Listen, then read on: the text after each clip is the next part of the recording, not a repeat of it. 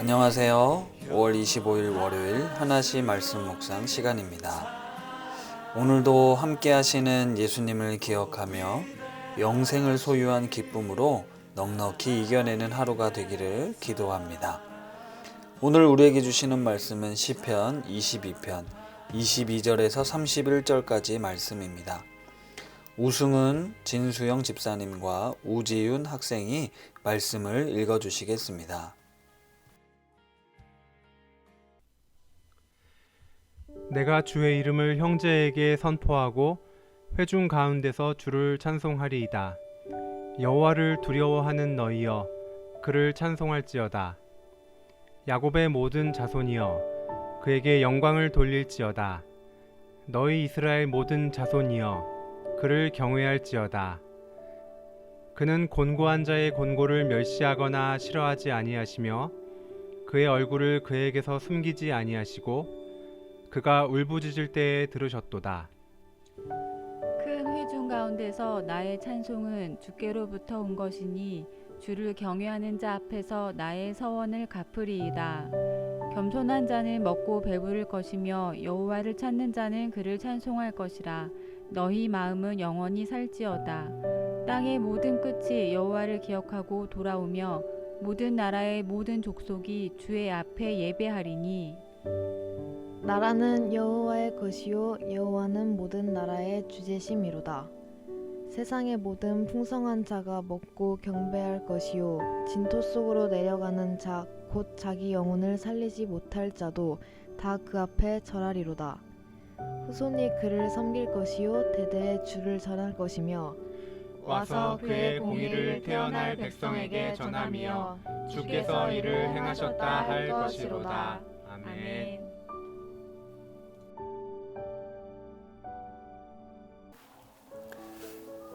제럴드 시처라는 분이 쓰신 책 중에 하나님의 침묵이라는 책이 있습니다.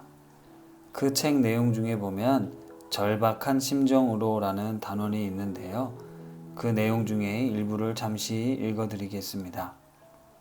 시편은 불평하고 복수를 계획하고 하나님을 비난하도록 권한다. 이 모두를 놀랍게도 기도라는 형식을 빌려서 말이다. 시편은 하나님을 우리의 감정을 용납할 수 있을 만큼 충분히 크고 강하고 자비로우신 분이며 그래서 파괴를 막으시는 분으로 본다. 역설적이게도 응답되지 않는 기도 때문에 느끼는 좌절감 그 자체가 기도가 된다. 응답되지 않는 기도는 우리를 하나님에게서 격리하는 대신 우리를 하나님께로 이끌어 간다. 그런 기도는 독약처럼 쓰긴 하지만 그래도 여전히 기도다.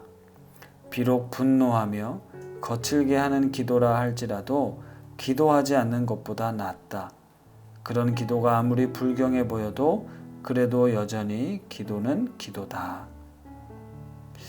우리가 시편을 보다 보면 이처럼 하나님 앞에서 불경스럽게 느껴질 만큼 적나라하고 거친 표현들을 종종 보게 되는데요. 오늘 읽은 시편 22편의 앞부분은 다윗이 죽음과 같은 절망을 하나님 앞에서 토해내는 내용입니다. 하나님, 어찌하여 나를 버리십니까? 마치 십자가에서 예수님께서 하나님께 외쳤던 그 외침과 같은 말씀입니다. 나는 벌레요 사람이 아니라 사람의 비방거리요 백성의 조롱거리입니다. 이런 표현도 있습니다.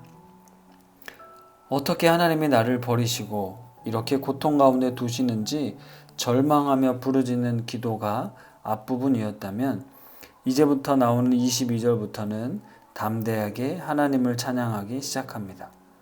온갖 고난과 고통이 자신을 휘감아오는 그때 도와달라고, 살려달라고, 구원해달라고 부르짖던 다윗이 내가 이제 주를 찬양합니다.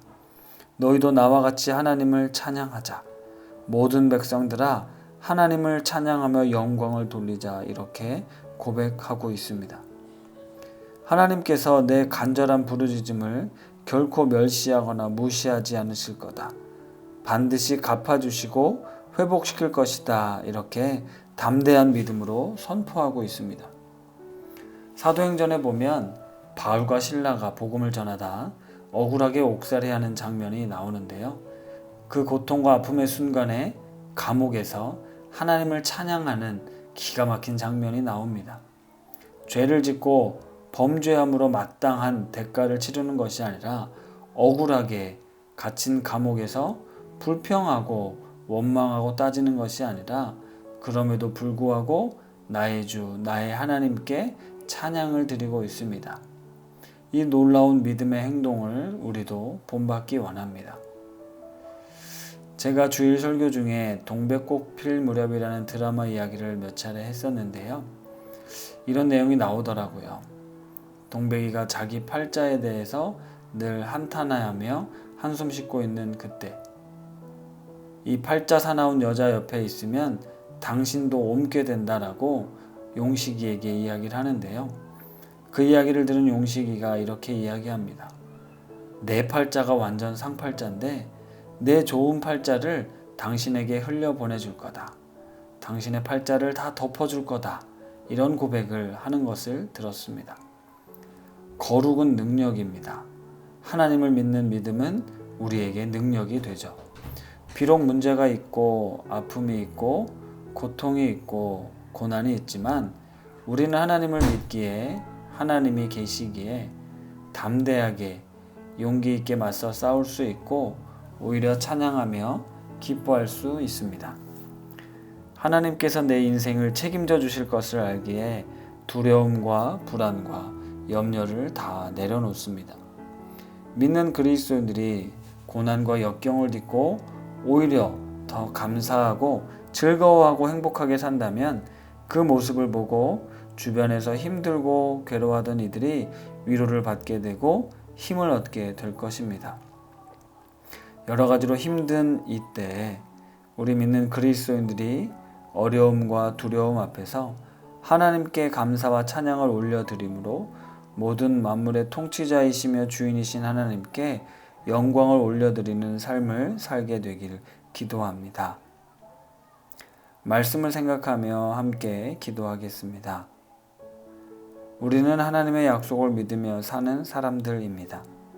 눈앞에 보여지는 현실이 우리를 집어삼키려 할지라도 우리는 두려워하지 않으며 우리를 구원하실 그 능력을 의지합니다.